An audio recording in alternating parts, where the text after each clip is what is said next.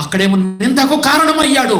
మనుషులు మెప్పు కోసం ప్రయత్నం చేసే, దేవుని మెప్పు కోసం ప్రయత్నం చేసే నిందను తుడిచి వేసేటువంటి వ్యక్తిగా మారాడు. ఒక రోజునంట కమ్యూనిస్టుల కాలంలో ఒక మందిరంలోనికి ఆరాధన జరుగుతున్న సమయంలో క్రీస్తు విరోధులు వచ్చారు. వారందరికీ చెప్పారు, గుమ్మంలో ఒక బైబిల్ని పెట్టారు. ఎవరు ఆ బైబిల్ మీద ఉమ్ము పూసి వెళతారో వారికి మరణ శిక్ష లేదు, కానీ ఎవరైతే ఆ బైబిల్ మీద ఉమ్ము ఊయరో మరణ శిక్ష అని చెప్పారట. మందిరంలో నుండి ఒక్కొక్కళ్ళు బయటికి వెళుతున్నారు, కాండ్రకిచ్చి ఉమ్ము వస్తున్నారు. కొంతమంది కొద్దిగా ఊసినట్టుగా వస్తున్నారు, వెళ్ళిపోతున్నారు, మరణాన్ని తప్పించుకొని వెళ్ళిపోతున్నారు.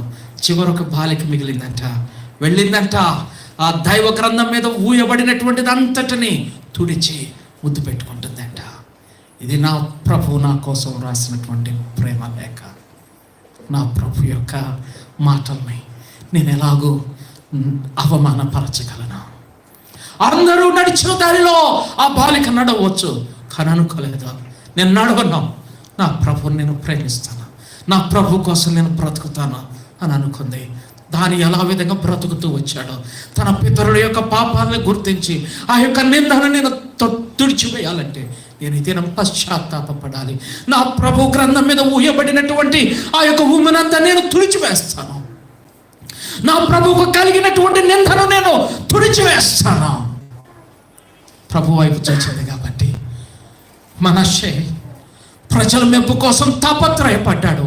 తన దేశ ప్రజలందరినీ ఇంకొక దేశానికి చెరగా అప్పగించాడు. దానియేలు దేవుని వైపు చూశాడు, ఆ చెరను విడిపించాడు. మనష్షే నిందను తీసుకొచ్చాడు, దానియేలు నిందను తుడిచివేశాడు. బాలుడిగా ఉన్నప్పుడే దేవుని వైపు చూశాడు.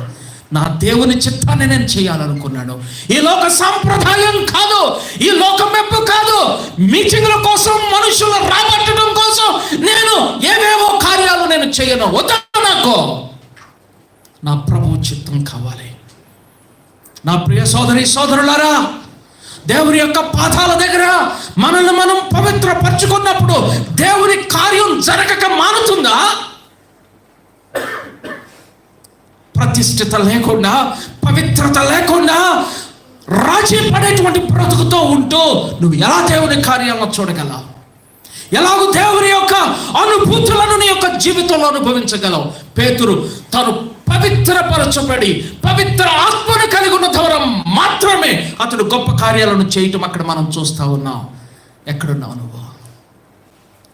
దానియేలు చిన్ననాడి గమనించి నేను నా ప్రభు కొరకు బ్రతుకుతానని అనుకున్నాడు. నేను ప్రత్యేకింపబడిన వ్యక్తిగా ఉంటాను, నేను అందరితో కలిసి పోను. నువ్వేమనుకుంటున్నావు? వాళ్ళలాగా నేను చేయాలి, వాళ్ళని ఆకర్షించాలంటే నేను ఇది చేయాలి, వద్దు. ఈరోజు నువ్వు ఆలోచన చెయ్యి. నువ్వు వేరు చేయబడినటువంటి సంఘంలో ఉన్నావు, ప్రత్యేకింపబడినటువంటి సంఘంలో ఉన్నావు. ప్రత్యేకమైన జీవితాన్ని జీవిస్తావా? పదుగురిలోని మాట ప్రత్యేకంగా ఉందా? పదుగురిలోని నడక ప్రత్యేకంగా ఉందా? పదుగురిలోని యొక్క ప్రవర్తన ప్రత్యేకంగా ఉందా? పదుగురిలోని నువ్వు పరిశుద్ధమైనటువంటి వ్యక్తిగా కనపడుతున్నావా? దానియేలును చూస్తూ ఉన్నాడు రాజు. అతడు తేజస్సు కలిగిన వాడిగా ఉన్నాడు. పరిశుద్ధత ఒక వ్యక్తి తేజస్సుకు కారణమవుతుంది.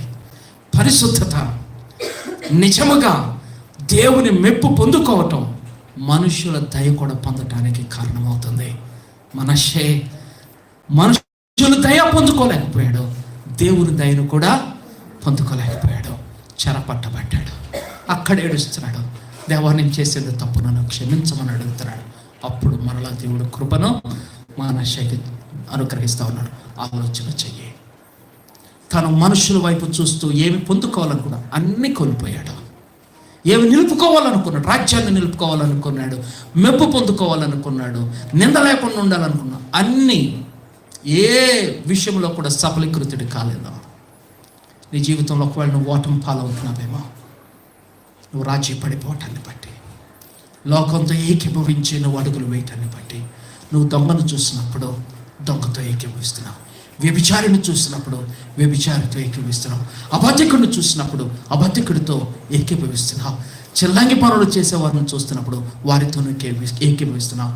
వారితో నువ్వు ఏకీభవించడం అంటే ఆ పనులు నువ్వు చేయవలసిన అవసరమే లేదు. దాన్ని నువ్వు ఖండించక, దానికి నువ్వు దూరంగా వెళ్ళకపోవటం కూడా దానితో ఏకీభవించడం కాదా? ఇది నువ్వు ఒకసారి ఆలోచించే. ఎలాగ నువ్వు భక్తి చేస్తున్నావు? ప్రత్యేకింపబడినటువంటి వ్యక్తిగా, ప్రభు కొరకు ప్రతిష్ఠితమైనటువంటి వ్యక్తిగా నువ్వు బ్రతుకుతున్నావా? మనస్సే తన దృష్టి మనుషుల మీద ఉంచుకోవటాన్ని బట్టి నశించాడు. దానియేలు తన మనసు దేవుని మీద ఉంచుకోవటాన్ని బట్టి ఇశ్రాయేలు ప్రజలను తిరిగి వాగ్దాన దేశంలోనికి తేగలిగాడు. నువ్వు ఏ స్థితిలో ఉన్నావు? నువ్వు నింద తెస్తున్నావా? నింద తుడుస్తున్నావా? నువ్వు దేవుని మెప్పు పొందుతున్నావా? దేవుని మెప్పును కోల్పోతున్నావా? ఆలోచన చేయి. తలలు వంచు, ప్రార్థన చేయి.